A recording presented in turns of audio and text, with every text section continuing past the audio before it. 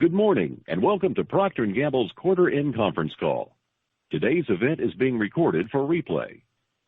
This discussion will include a number of forward-looking statements. If you will refer to P&G's most recent 10-K, 10-Q, and 8-K reports, you will see a discussion of factors that could cause the company's actual results to differ materially from these projections. As required by Regulation G, Procter & Gamble needs to make you aware that during the discussion, the company will make a number of references to non-GAAP and other financial measures.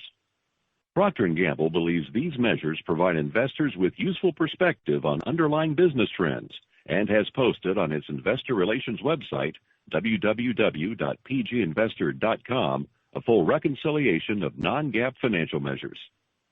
Now I will turn the call over to P&G's Vice Chairman, Chief Operating Officer, and Chief Financial Officer, Jon Moeller.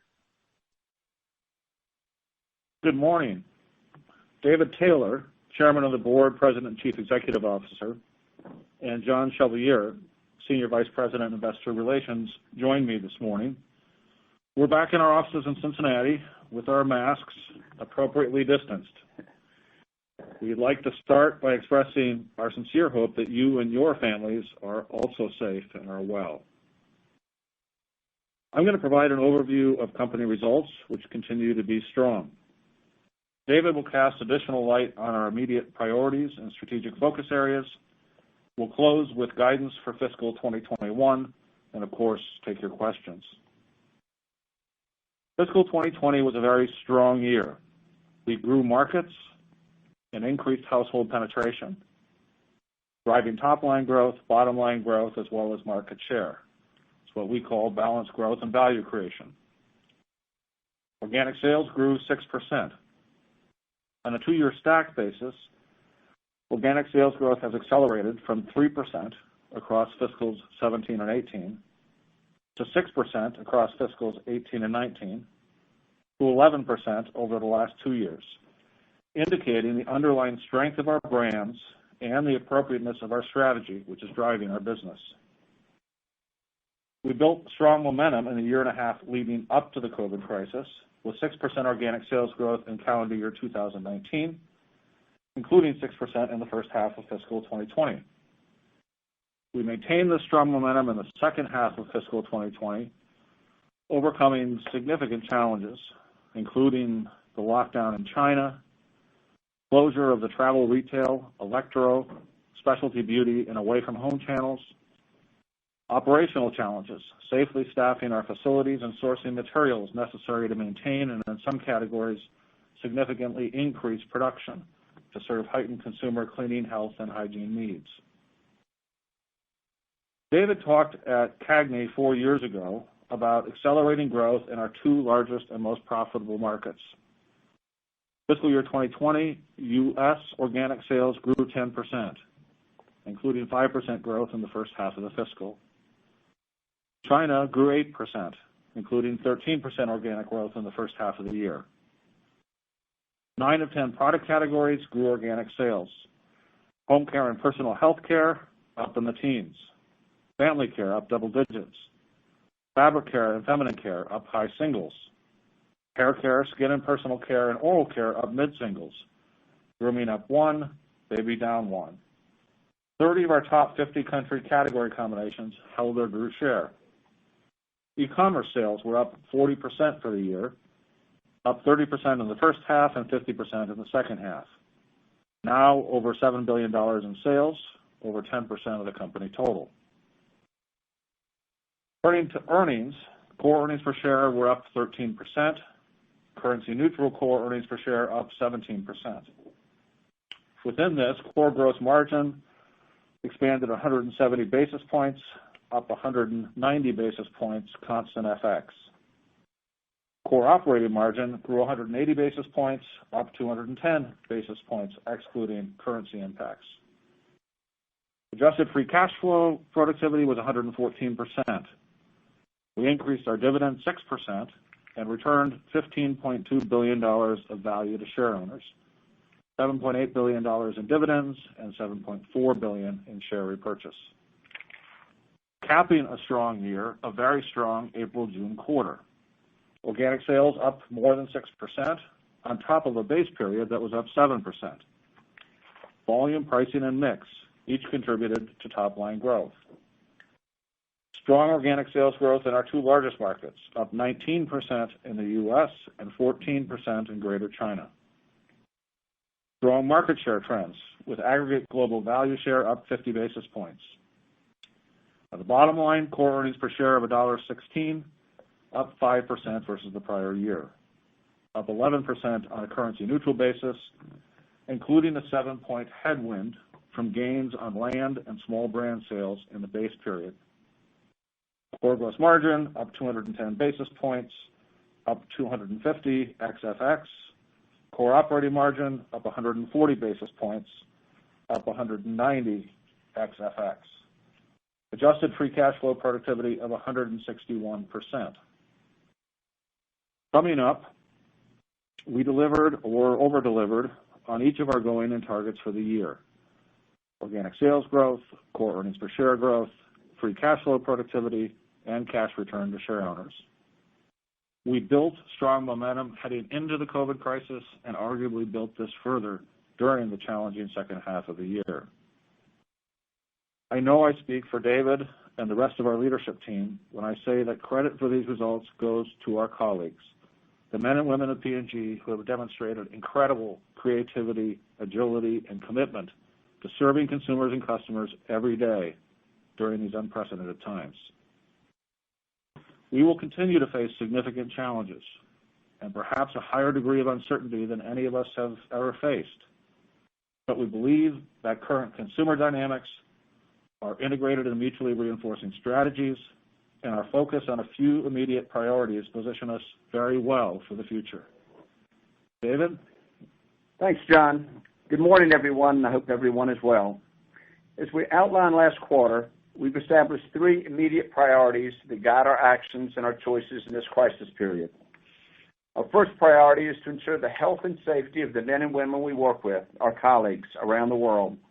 With guidance from medical professionals, we're constantly evaluating and updating the robust measures already in place to help our people who are making, packing, and shipping P&G products stay safe at work. This has never been more important, as many of our facilities are running around the clock to deliver P&G products during this period of increased demand. This leads to the second priority, maximizing the availability of products to help people and their families with their cleaning, health, and hygiene needs. P&G products play an essential role in helping consumers maintain proper hygiene, personal health, and healthy home environments. These products are more important than ever given the needs created by the current crisis. There's an increased awareness of health and hygiene and additional time we're all spending at home. Third priority is supporting communities, relief agencies, and people who are on the front lines of this global pandemic. Millions of P&G products are being donated, helping to ensure families have basic access to everyday essentials many of us take for granted. We're providing significant financial support to numerous relief agencies around the world. We're producing hand sanitizer, face masks, and face shields in P&G facilities for our internal use and also for donation to organizations in great need. Finally, we're using our marketing and communications expertise to encourage consumers to support public health measures to help flatten the curve and slow the spread of the virus. P&G is committed to the priorities of ensuring the health and safety of our employees, maximizing availability of P&G products to serve consumers, and help society overcome the challenges of this period. Our integrated strategic choices remain the right ones. They serve each of our immediate priorities, and they're the foundation for balanced top and bottom line growth and long-term value creation. We're focused on a portfolio of daily use products in categories where performance plays a significant role in brand choice. Within these categories, we've raised the bar on all aspects of superiority: product, package, consumer communication, retail execution, and value. The most sustainable and profitable way to grow is to create new business versus just taking or trading it. Superior offerings, science-based products delivered with superior packaging drive market growth, which in turn drives share, sales, and profit growth. This creates a winning proposition for all concerned, pie expansion versus zero sum. It's the only growth our retailers care about, growth that is incremental to the category. And if we lead category growth with superior offerings, we will mathematically build market share. We strive to communicate product and packaging benefits with superior brand messaging. P&G was just named the #1 brand marketer of the decade at the Cannes Lions Festival of Creativity in June. Not only is our advertising been creative, it's been increasingly effective at growing markets and building our business. I'm particularly proud of this as it speaks to sustained excellence versus a few great ads.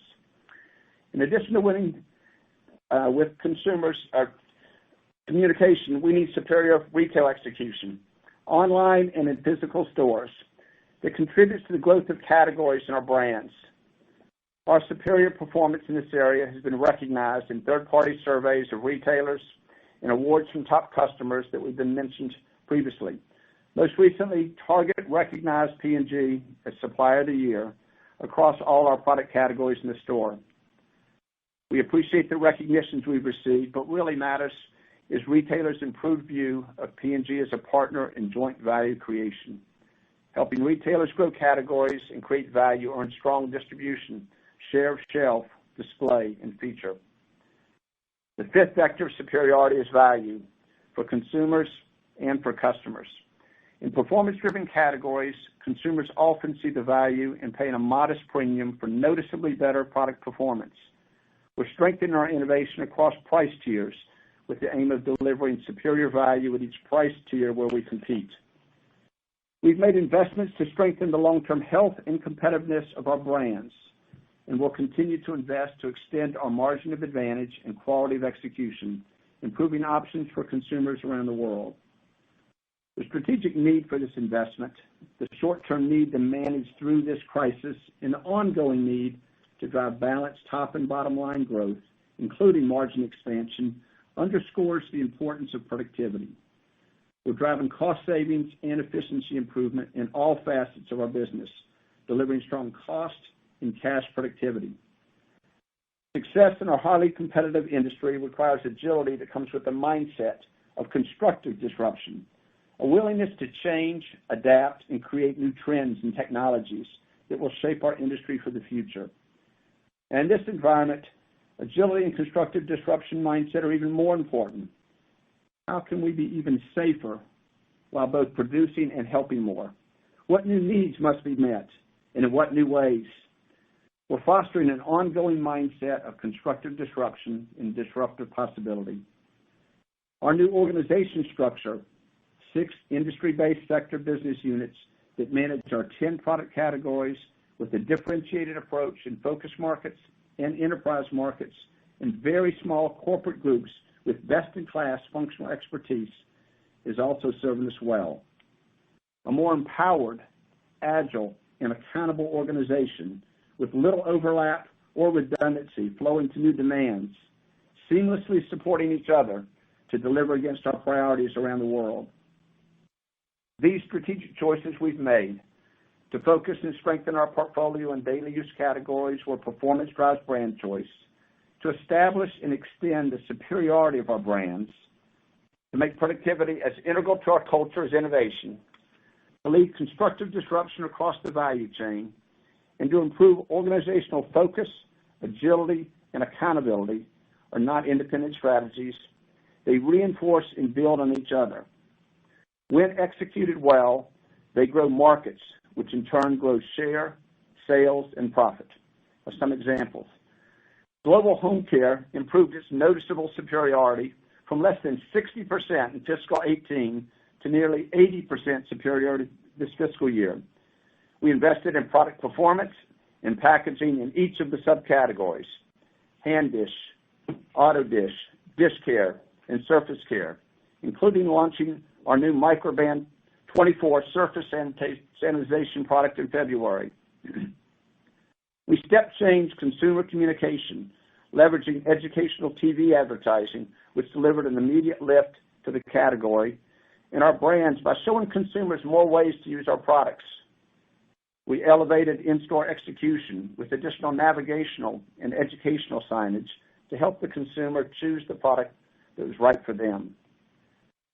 These superiority investments have yielded strong results, and most importantly, they've grown markets, both before and after the pandemic. P&G Home Care has driven over 60% of the global category market growth and accelerated organic sales growth from low single digits to double digits, increased profit, improved market share 1.5 points, and increased household penetration, all in the last 2 years. The business grew organic sales 7% in fiscal 19, 7% in the first half of fiscal 20 ahead of the crisis. We had great momentum that only accelerated in the second half of the year with nearly 25% organic growth. China Fem Care has been driving category growth through superior innovation and demand creation. Innovations focused on organics, overnight protection, and teens.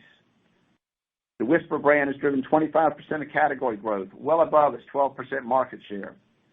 The brand has grown market share over 2 points over the last 3 years and grown organic sales at an average rate in the high teens over this period.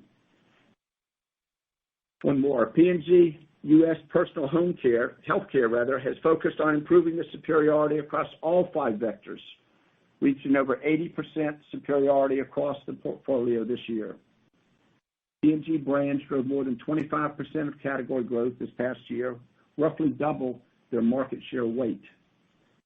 Vicks, Metamucil, Pepto-Bismol, Prilosec, Align, and ZzzQuil each grew share over the past 3, 6, and 12-month periods, with total U.S. P&G personal health care value share of a point or more over these time periods.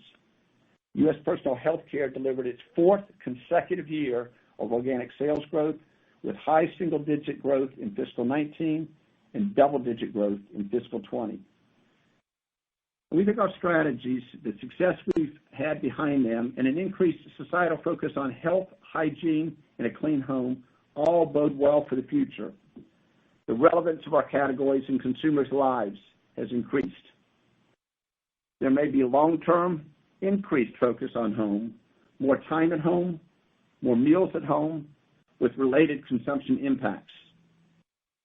The importance of noticeably superior performance potentially grows. Organizational agility, high employee engagement to meet the changing needs of consumers and retailers likely becomes more important.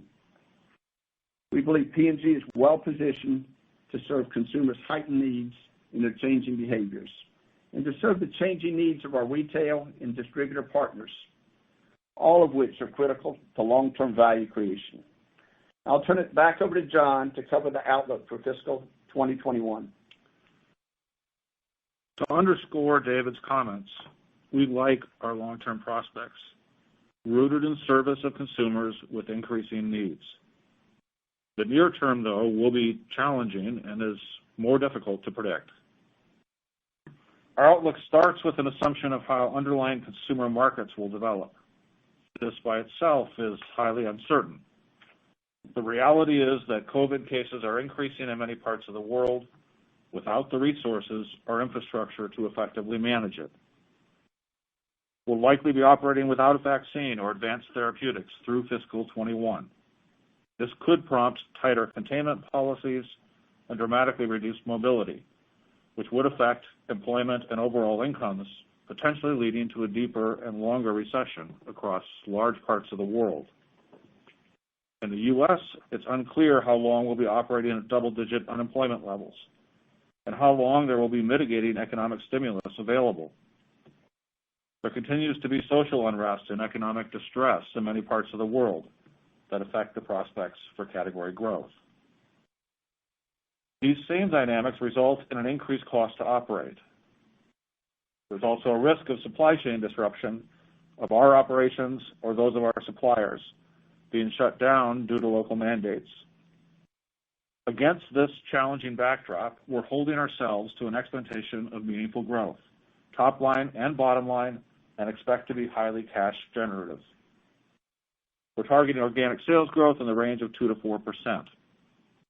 We expect to grow market share in aggregate for the year, and markets where growth could range from flat to around 3% value growth. We're targeting core earnings per share growth of 3 to 7% versus prior year core earnings per share of $5.12. The bottom line outlook reflects the full range of potential top line outcomes. It also incorporates $300 million after tax of foreign exchange headwinds, largely offset by $275 million after tax of commodity cost tailwinds. This outlook also includes a $150 million after-tax headwind from the combination of higher interest expense and lower interest income. As you consider the quarterly cadence of the year, base period comps will play a significant role in top-line trends. Organic sales growth should be stronger in the first half of the year and moderate in the second half as we annualize the recent acceleration in category growth. Bottom line growth should be somewhat stronger in the second half, due mainly to higher cost productivity as the year progresses. Fiscal 2021 will continue our long track record of significant cash generation and cash return to share owners. We're targeting another year of 90% adjusted free cash flow productivity. We expect to pay approximately $8 billion in dividends and repurchase $6 to $8 billion of shares. This outlook is based on current market growth rate estimates, commodity prices, and foreign exchange rates. Significant currency weakness, commodity cost increases, additional geopolitical disruptions, major production stoppages, or additional store closures are not anticipated within this guidance range. Now I'll hand it back quickly to David for closing comments. We delivered a very strong fiscal 2020, meeting or beating each of the key goals we set out at the start of the year in a challenging and volatile market. We believe we have a bright future ahead. We have the right strategies, a portfolio and daily use categories where performance drives brand choice, superiority in products, packages, consumer communication, retail execution, and value, productivity in all areas of cost and cash, constructive disruption in all facets of the operation, and improved organizational focus, agility, and accountability. We feel we have the right priorities to deal with the immediate challenges the company is facing, ensuring employee health and safety, maximizing product availability, and helping society overcome the challenges of the crisis. We're stepping forward, not back. We're doubling down to serve consumers and communities. We're investing in the superiority of our brands and the capabilities of our organization. We're doing this in our interest, in society's interest, in the interest of our long-term share owners, with an eye fixed on long-term balanced growth and value creation. With that, we would be happy to answer your questions. Ladies and gentlemen, if you have a question, please press the star followed by 1 on your phone. If your question has been answered or you would like to withdraw your question, press star followed by 2. Your first question comes from the line of Wendy Nicholson with Citi. Hi, good morning. Thank you. My question has to do with the enterprise markets, both from a short-term perspective and I guess a longer-term, more strategic perspective. In the short term, are you seeing any of the challenges that the pandemic has sort of placed in those markets in particular showing any signs of improvement or the challenges alleviating? And then longer term, kind of given where things stand, are you thinking any differently about any of those markets? Are you deciding to throw the towel in is maybe more negative than I mean, but change your investment philosophy with regard to any of those markets? Thanks. Wendy, I'm going to make one comment, then I want to turn it to John because he has direct responsibility for the enterprise markets. The comment I'd make is the organizational structure change we made has really helped us deal with this recent pandemic. We grew in the enterprise markets where they're facing just a range, as you know, of very big challenges. But if anything, it's reinforced the strength of the organizational choice and actually the possibilities we see for the future. I want to turn it to John to talk how we're dealing with it directly. But no, we haven't changed our long-term view on the attractiveness of the enterprise markets. And I'm going to take one step to the side, and I'll come hopefully back to the middle here. Remember that the whole, from an organization structure context, one of the driving forces in the design was to free up category leaders and sector CEOs to focus on the biggest opportunities, which were the focus markets where we generate 80% of our sales and 90% of our profit. And I, of course, don't want to assert direct causality, but there's nothing to indicate that isn't exactly what's happening.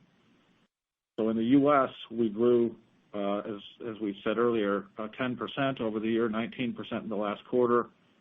In China, we grew 8% over the year, 14% in the last quarter. Those are our two largest focus markets. So that part of the organization strategy is working well. We also wanted to move decision-making in enterprise markets closer to consumers, competitors, customers, with the hope that we would continue to provide strong growth in those markets, both on a top and bottom line standpoint, and that continues to be the case. We grew, despite all the difficulty of the last year, 3% organically on the top line. We grew 16% on the bottom line.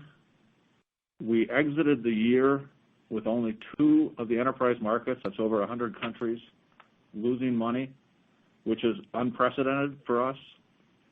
And we did that, we built that profitability despite significant headwinds and while growing market share. In aggregate, the enterprise markets were up 0.2 points. But we're happy with all of that. Now, to get back to the middle and answer to your questions more directly, yes, we're facing challenges in enterprise markets as a result of the current both health and economic crisis. And yes, that is affecting market sizes negatively. And no, that's not over and arguably continues to worsen. In terms of our long-term view on these markets, they're an incredibly important piece of the company. We generated in enterprise markets, I think we crossed $14 billion in sales this year, $1.6 billion in after-tax profit. So they're meaningful and can create value. We want to be more consistent in our efforts to do that. So we have made changes to our business models, to our cost structures, to ensure that as we grow in these markets, we can do that profitably. But we remain committed to success in these markets and highly confident we can deliver that. Your next question comes from the line of Kevin Grundy with Jefferies. Hey, good morning, everyone, and congratulations on a great year. Question for David, just on organizational priorities and how these may have shifted as a result of the pandemic. So no shortage of discussion, of course, in the marketplace around this accelerated channel shift online, more time spent working from home, which seems like it'll be lasting, certainly to some degree, much bigger focus on health and wellness, broader emphasis on ESG, just to name a few. So David, could you discuss some of these bigger trends that you see as more lasting versus those that are more transitory, and perhaps how your priorities and the organization's priorities may have shifted over the past 6 to 12 months in light of these consumer shifts? Thanks. Certainly, all good, many questions in there. First, if I look at what's happened for the last couple of years, if anything, it's just reinforced the set of choices that we've made. What we are seeing, and the pandemic, frankly, accelerated, is consumers are right now moving more and more back to trusted brands. The pandemic has actually put many, many more people back in their homes. And if you think about health, hygiene, and cleaning categories, and we've said it a lot, and sometimes I think people get tired of it, but it's categories where performance drives brand choice really matters, and I think it matters even more now. We were seeing that before the pandemic because we grew very, very well in the first half of the year, 6%, and we saw it through the pandemic.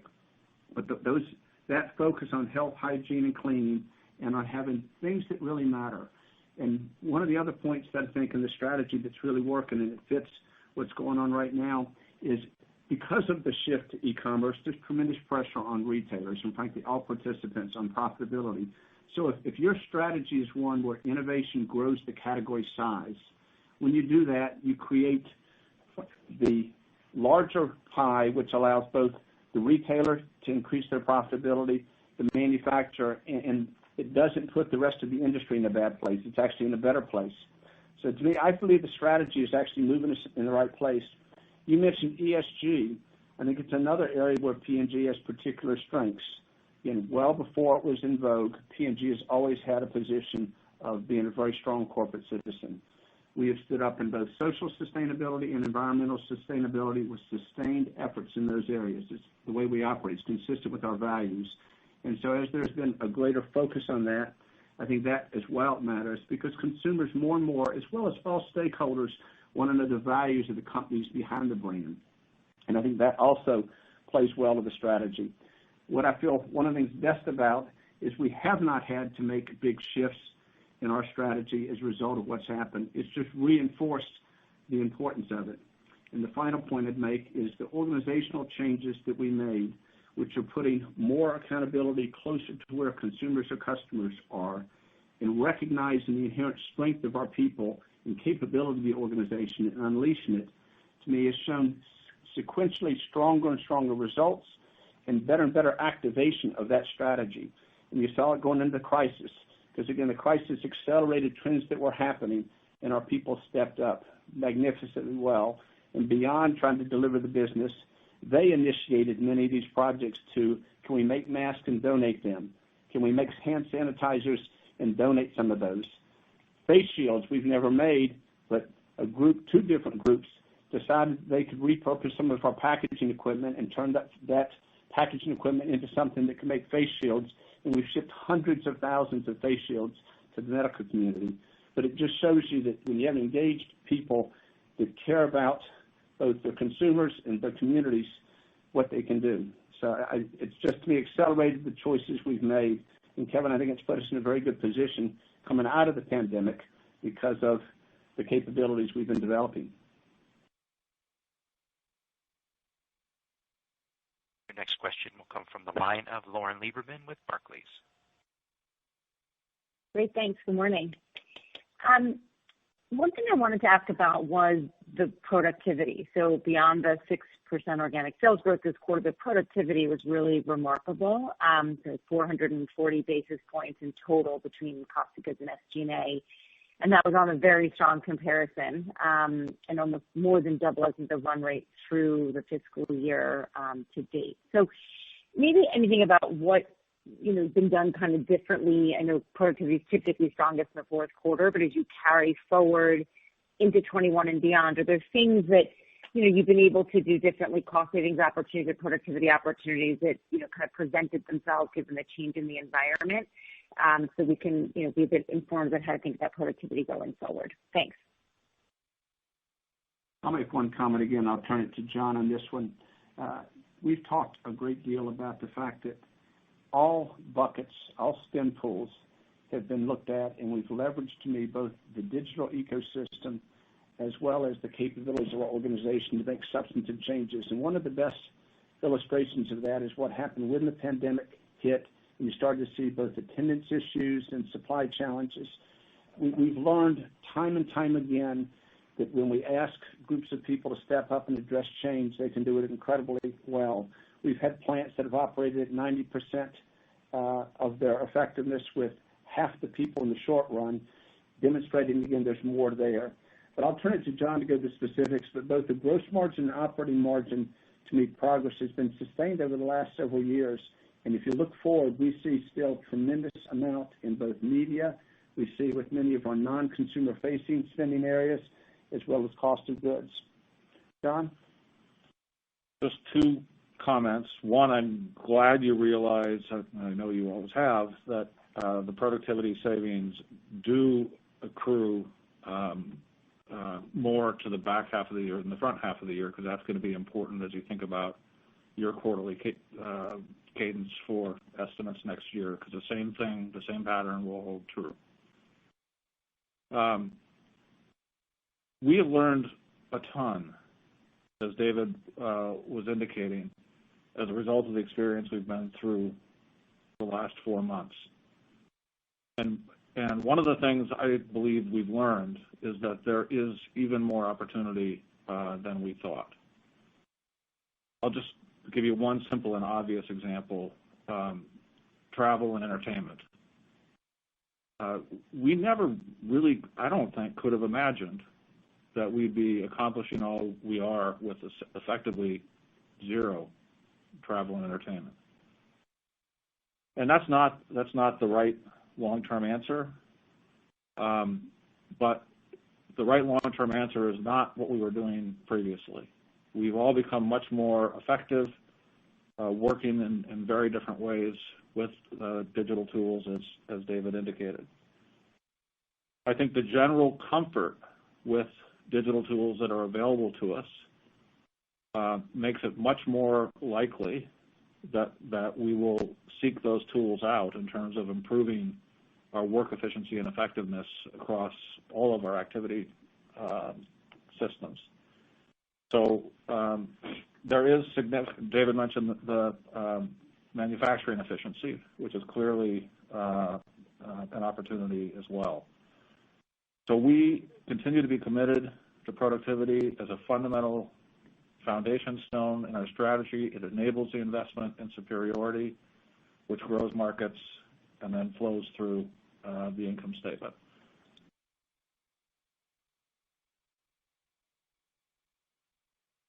Next question will come from the line of Steve Powers with Deutsche Bank.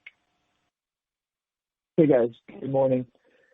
So we've heard a lot of CPG companies, particularly across food and beverages, but I think across the board, take this moment to more aggressively simplify base level assortments to maximize near-term availability and maximize turns. I guess, can you talk about what steps you've taken to do likewise? And also, at what pace you expect you to be layering in a bit more variation as hopefully you catch up to supply constraints and things start to normalize? And I guess the real question is, when you do start to layer in more variation, would you expect that to take more the form of you bringing back some of the things that you've most recently cut out? Or is this an opportunity to redirect innovation and branding resources in new directions to best drive market growth in the future? Again, several questions. First, when the pandemic hit, yes, in some categories, we went to more simplified SKU lineups in order to maximize the capacity of the high turn items, and I'm sure we and many others did that. And we learned through that as well. In some cases, there were some smaller volume SKUs that meet special consumer needs, and they will come back. There's also some opportunities for some continued SKU rationalization to better serve consumers and meet the retailer's needs. So both of those are happening. It's very category specific on what we're doing, but I'd say in general, there's a sharper look at can we have a more focused portfolio with really differentiated products. So I think, yes, that will continue.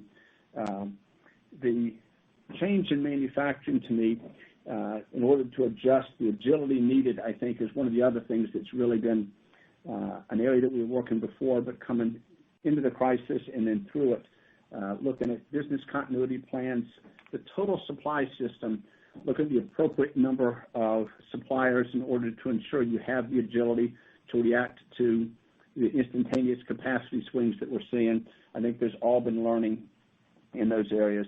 I expect on the other side of this, again, varying by category, but there will be some streamlining in order to meet the needs. And in some of the categories, because there will be a sustained increase in consumption, we're looking at what we need to do to ensure we have the right capacity to meet those needs. Because I think a lot of the spike that we've seen is not going to go away in some of these categories. Consumers are developing new habits, and I think many of us believe that will last well beyond the pandemic.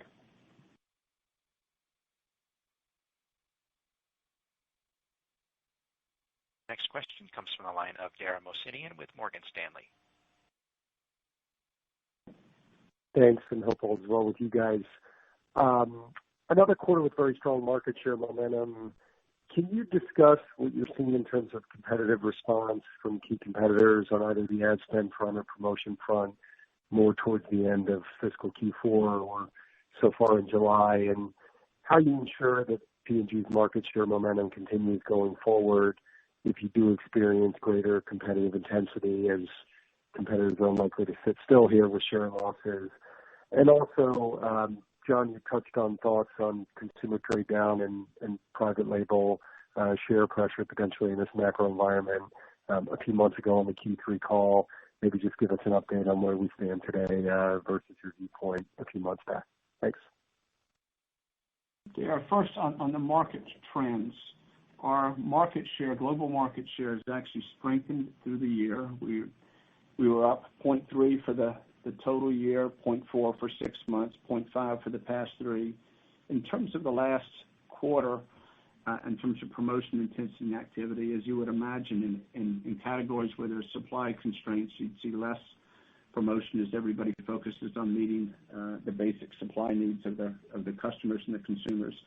And on the categories of tissue towel, which is our family care, home care, which would be dish, surface, and air, that's largely continued into this fiscal year as the demand hasn't ceased. And if you take the U.S. as our largest market, one to focus on, as you know, when you watch the daily news and you hear the daily news, there's just a lot of debate on how much it'll open up or even stop or even go back. So I think the focus on home, personal care, cleaning, and hygiene is likely to sustain itself.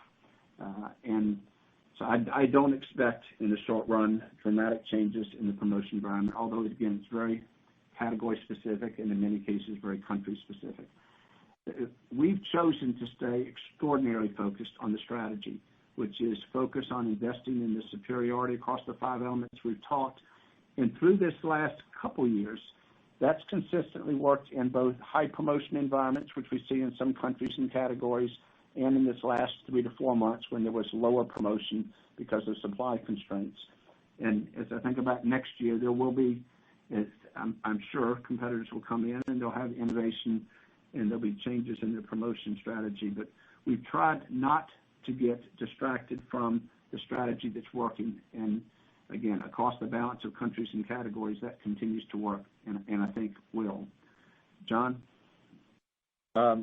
On consumer trade down, as we've talked before, we're not immune to that, and that could become an increasing dynamic going forward to the extent unemployment grows and stimulus and support shrinks. But as we've also talked, we're in a much better position to deal with that than we have been historically. And I think the environment actually helps us as well. So let me quickly unpack that. We have focused our portfolio, as we've talked several times already on this call, in categories where performance drives brand choice. By definition, then, a portion of the value equation is performance. And to the extent that we have an advantage in performance that's noticeable and obvious, that, along with a fair price, albeit a small premium, is viewed as offering value. And we have a much higher percentage of our portfolio that's well positioned in that context than as we headed into the last recession. And the needs for performance, so the degree to which performance affects a consumer's personal value equation vis-a-vis price, is higher than it's ever been, which also works in our favor. To date, this can change obviously, but to date, if you look at private label market shares as one proxy of trade down, we're not seeing it. Private label shares in aggregate across our categories in the U.S. were down 40 basis points the last 3 months. They were essentially flat in Europe. Last point, we have significantly built out, not always perfectly, but we've built out our pricing ladders. We didn't have items like Tide Simply available for consumers in the last recession, and we have many more of those currently. So again, we're not immune. It's real.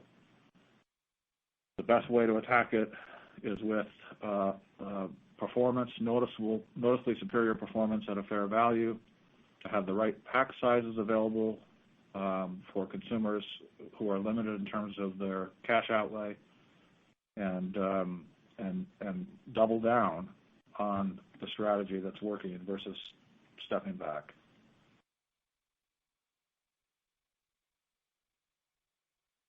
Next question comes from the line of Nick Modi with RBC. Good morning, everyone. John, I was hoping you can just give us some more context on guidance for next year on the top line, and just from a geographic perspective, just so we can understand kind of how you're thinking about, the enterprise markets versus some of the focus markets, and then thinking about developed Europe. That would be super helpful.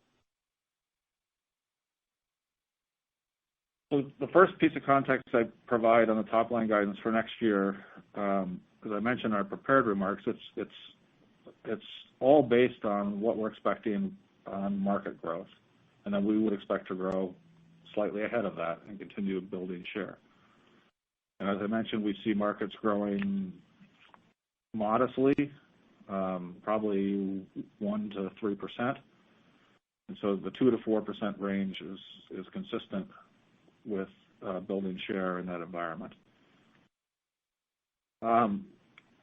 If we look at our own forecast, Nick, for top-line growth in enterprise versus the balance of the market, they're both within that range.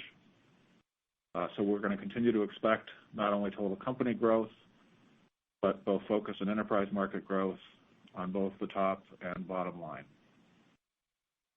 Clearly, in the current context, so let's just use that as a proxy for the future, we're seeing very strong growth in the U.S. and China, as we've talked. If you look at the quarter, growth in Europe was much more modest, but that has picked up recently. And clearly, while we expect growth from the enterprise markets, they're currently the most challenged, just in terms of the operating environment and the both economic and health pressures that families are feeling.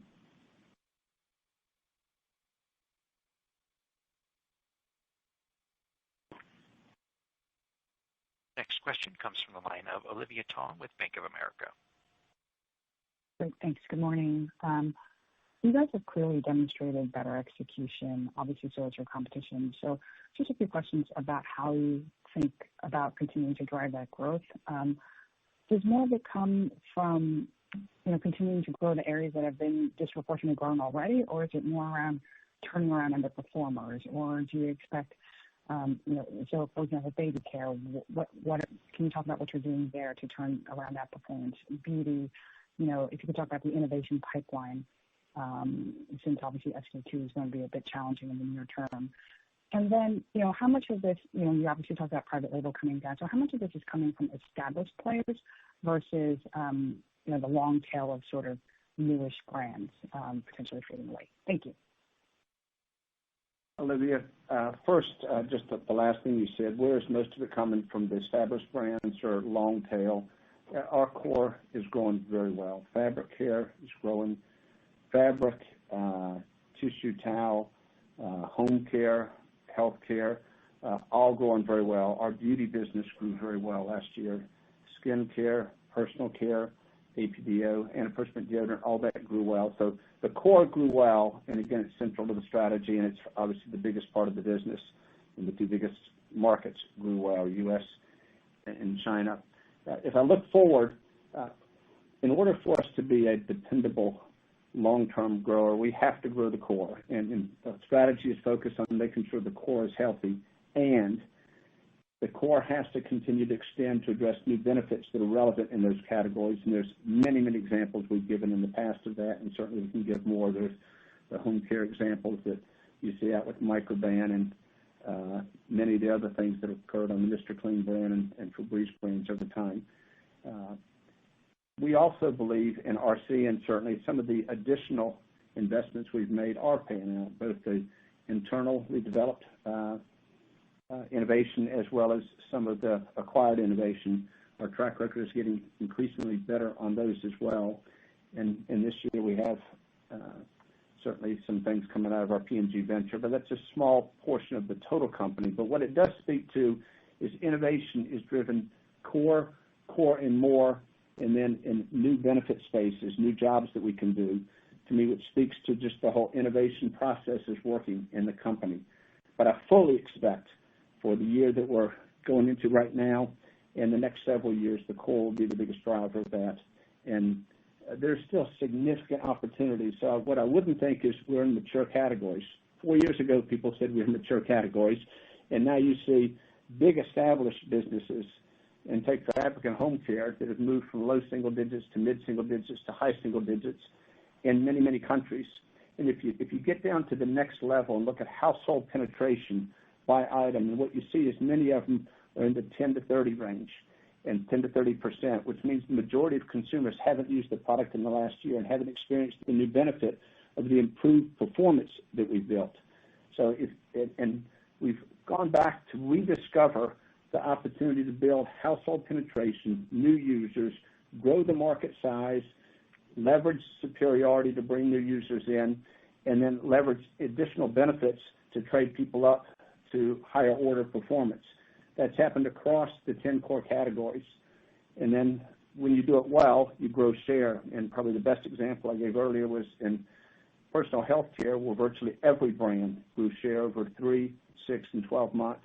And it's because of new innovation that they brought to the market that's delighting the consumers. So core and more, and then our venture effort to me is it's now producing new brands with Xevo and Update coming out this year.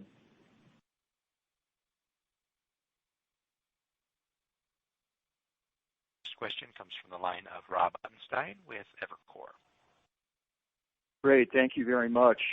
I'd like to drill down on the U.S. e-commerce business, and if you could address three aspects. One, give me a rough sense of the kind of growth and growth momentum in the business, kind of March to June, what % of sales, and how sticky this is looking at. And then, in response to that, what are the sort of changes that you are doing organizationally, either with the sales force or the supply chain, to meet the increased demand for e-commerce as a channel? And then finally, how do you assess your competitive advantage in e-commerce versus brick and mortar? Thank you. We'll take a cut at some of those. I'm not sure I have all the specifics, although some of those we can certainly get you afterwards. The e-commerce business has been growing for now several years in the 30 to 40% range. As you know, we're most developed in China. The U.S. is also growing extremely fast, and we expect it to continue. We've adjusted, again, it fits with the strategy. We've adjusted our supply chain, including our packaging capability, to be able to meet the needs of e-commerce consumers and the e-commerce aggregators that had different needs because of instead of shipping it in a case, in a pallet load to a store, it's in each going through a different path to the consumer, and that's worked well. One of the things we've worked very hard on and is present today is we want e-commerce shares growing in absolute, and we want e-commerce shares to be equal or higher than their offline shares, and we're working to have the same in profitability, and we've made very good progress on both of those as well in the U.S. and China and in Europe, and that will continue to be a priority. We want to be agnostic to where the consumers buy the product.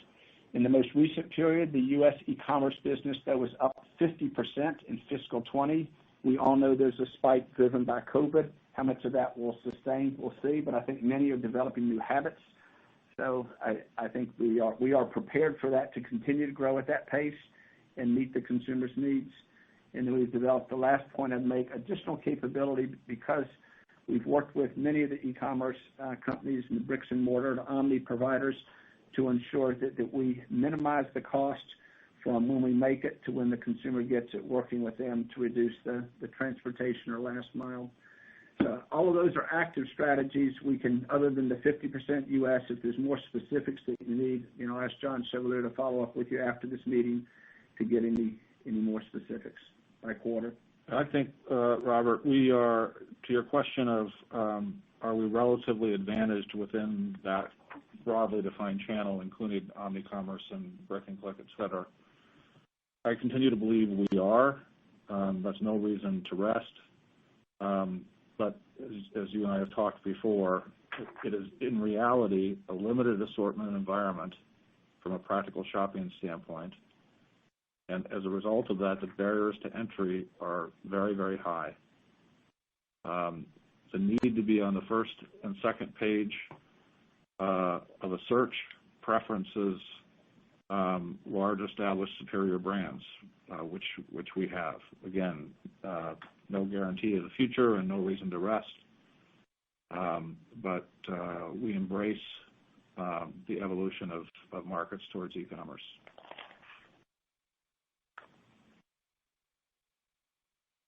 Your next question comes from the line of Jason English with Goldman Sachs. Hey, good morning, everyone. It's actually Cody on for Jason this morning. Thank you for taking our questions. I just want to hit the home care section a little bit. You guys cited 30% growth this quarter. How does the supply-demand balance look right now across the industry? And from a supply point of view, are you guys investing in more capacity right now?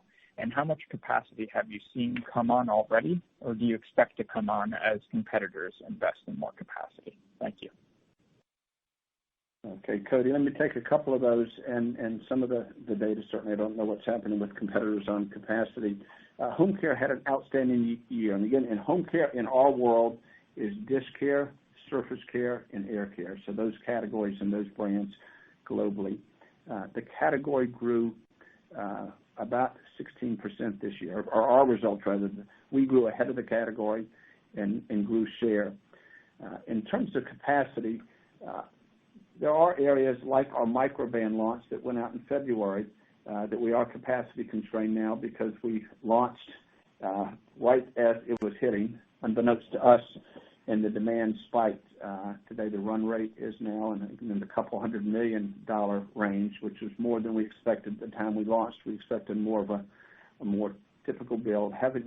Although we knew it was a very attractive product because of the sustained surface benefits, surface kill benefits it offered.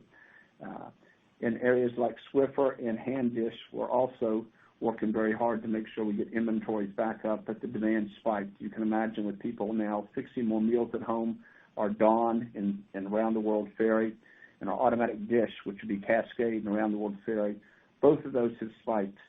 And we've seen the home care category, if I take the U.S., sometimes the category size over many of these weeks has been in the 130 to 140 range. We've been able to meet most of that need. There are, again, some specific items where we're working very hard to increase the capacity, and that will be coming on and kind of feather in over the next couple of quarters. But we continue to ship very, very well, and we're getting back those shelves and eventually the customer inventory and our inventories back in line, but we're not there yet as we closed the fiscal year and certainly into July. And as of through this July, we have not seen the demand slow down very much yet in the home care area, which to me bodes well for the year.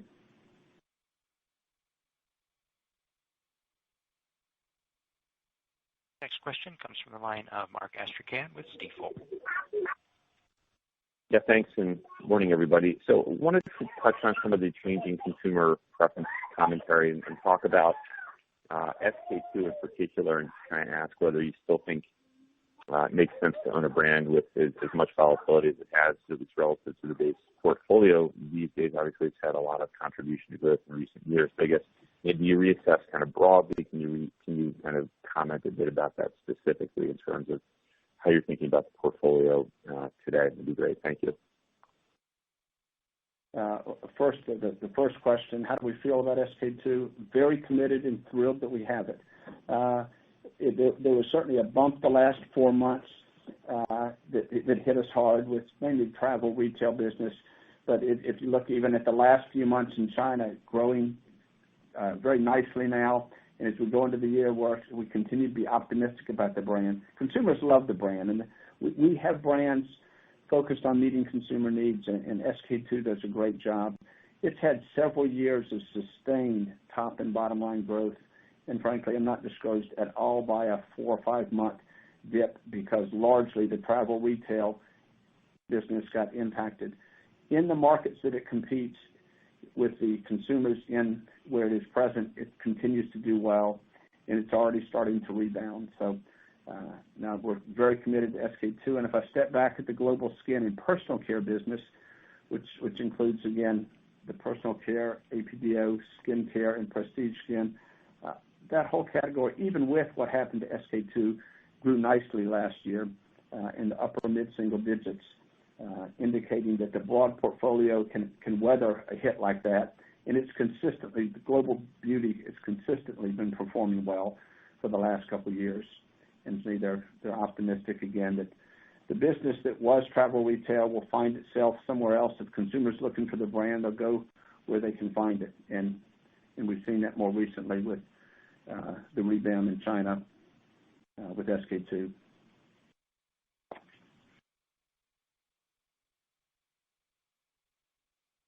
Your next question comes from the line of Bill Chappell with SunTrust. Thanks. Good morning. Hey, could you talk about kind of your outlook over the next year for the grooming category, and especially kind of worldwide? I mean, how it plays out. And we have obviously Corona beards in the U.S. It's so nice to read that mullets are coming back in Australia over the weekend. And so, anything you see there that kind of how, as we come out of this, or is the category permanently impaired, or do you see we slowly get growth as we move into calendar 21? Just any thoughts would be great. Sure. We've seen a hit in the COVID period. Grooming up through January was actually making very good progress, and even with the COVID hit and people at home and less shaving because of people not going outside or men not going outside, it still grew this last year. And if I take up through January, the first 7 months of the year, it was growing faster. It was the fastest growth we've seen in several years. We've actually seen an increase this year in new users. We've got the fastest new user growth we've seen in many years, which means people are coming in. What we have done, though, and this is important, we have certainly the male blades and razors is the biggest part of the business, but we have male and female. We have the full ladder, including disposables, which have, again, grown. And now we've gotten a very fast-growing appliance business, call it Braun, which is growing share, and it's growing double-digit right now as people have moved to a dry form in some places. And then we've launched a King C. Gillette initiative to address men with hair. So the shave category is really now embraced that the category is grooming, and it's taking care of people with hair, without facial hair, men, women, all price points. And as it does that, to me, it's right now creating a strategy that will allow it to grow in most environments. And I believe we will see, as people go back to work in offices and outside the home, we'll see a pickup in the wet shave rate. In the meantime, we'll continue to see very robust growth in dry shave, very robust growth in this King C. Gillette new brand that addresses many of the tools needed for people with facial hair, for grooming facial hair. So it's also a highly profitable business that continues to, that we're very committed to long term. I'll give one other comment. We grew double digits in China this last year, which is another indication that as the economy came back, and while it's not post-COVID, China's returned more to a more normal operating environment than most countries, and grooming's growing double digit in that country, which again tells me that the broader portfolio can and will grow in the future and create value for the company.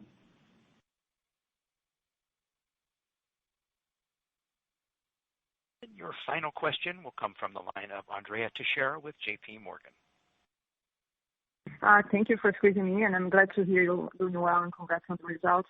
If you can give us the cadence of the fourth quarter exit rate or July to date. From your guidance, you seem to be making some restocking in the U.S., but can you help us think about the assumptions for your sales curve, including a potential more mild cold season ahead, or just the market share momentum you spoke throughout this call should offset the shifting against consumption dynamics? Thank you. Andrea, as you can probably appreciate, the monthly cadence, if you will, is very different by category, by market, and it has been very volatile recently. It's hard to make coherent sense out of it. But the overall thought that I would give you is that it's remained strong throughout. July has remained strong. But we also have to remember that all of that's happened, for instance, in a U.S. context, with significant financial stimulus. And we don't know, as we sit here today, what the future of that is going to look like and whether it will exist. And that's just one example of the pretty dramatic unknowns that make it difficult for me to say, because July has started off well, we should assume the first quarter is going to be strong. I can't say that. The one other bill I'd just offer is, to a large degree, it depends on what you believe the markets in broad will grow. I think John's earlier statement, and certainly our view, is we will grow ahead of the market, and our innovation will be a stimulant to market growth. But there are macro factors that are big enough, whether it's the recession, the COVID impact, disruptions to supply chain, that are very hard to predict. We ended the quarter with good momentum, and certainly as we go into the quarter, good momentum. The health, hygiene, and cleaning categories we think will be focus categories for consumers. And it's your guess as good as ours on when people will, in increasing numbers, return back to offices and be working outside the home. At this point in time right now, it looks like in the U.S. that's slowing down, but it varies all over the world. In aggregate, we think we're well positioned for whatever comes at us to do better than what the market will give. And we'll work very hard to make sure that we continue to be good contributors to our consumers, our customers, and to the communities in which we operate. But thank you. And thank you all. Thanks, everybody. John and Carrie and myself will be available the balance of the day. We're at our normal work numbers. Feel free to contact us. I know it's a busy day for many of you. We'll also be here tomorrow. Thanks. Ladies and gentlemen, that concludes today's conference. Thank you for your participation. You may now disconnect. Have a great day.